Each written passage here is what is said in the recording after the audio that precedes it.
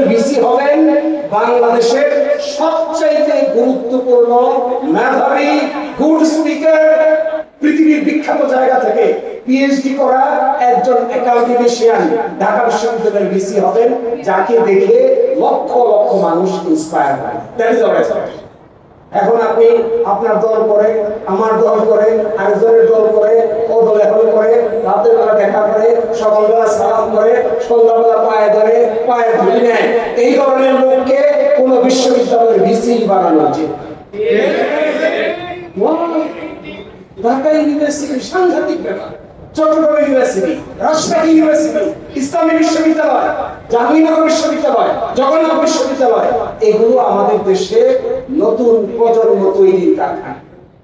এখানে যদি আমরা স্ট্যান্ডার্ড ফিট করতে না পারি, প্রপার স্ট্যান্ডার্ড মানুষকে জায়গা মতো বসাইতে না পারি, তাহলে অবশ্যই জাতি বড় ধরনের ক্ষতির সম্মুখীন হবে। আমি তোমাদেরকে এই কথা বলার একটাই অর্থ, we want to see that the Manarat University is producing this type of qualified men.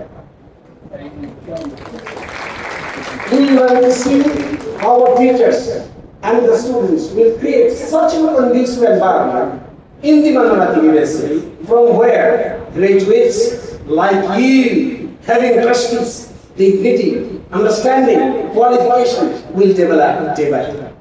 Irrespective in our purush, in Latin, materially is we need the leaders.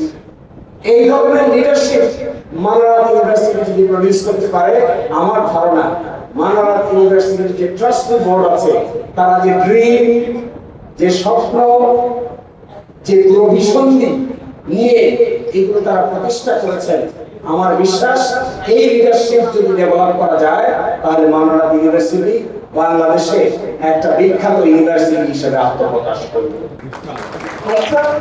সারা দুনিয়ায় যত বড় বড় ইউনিভার্সিটি আছে সবই তো তাই। অক্সফোর্ড কি, কেমব্রিজ কি, তো আর এখানে আসলে আমরা খুবই ঢাকা বিশ্ববিদ্যালয়। আমার ধারণা মানারাত ইউনিভার্সিটির সামনে যে সুযোগ তৈরি হয়েছে, যে অপরচুনিটি এসেছে, ইনশাআল্লাহ প্রাইভেট বিশ্ববিদ্যালয় হয়েও সারা দুনিয়াতে তারা তাদের প্রেস্টিজ প্রমাণ করতে পারে। আল্লাহ হাফেজ, আসসালামু আলাইকুম।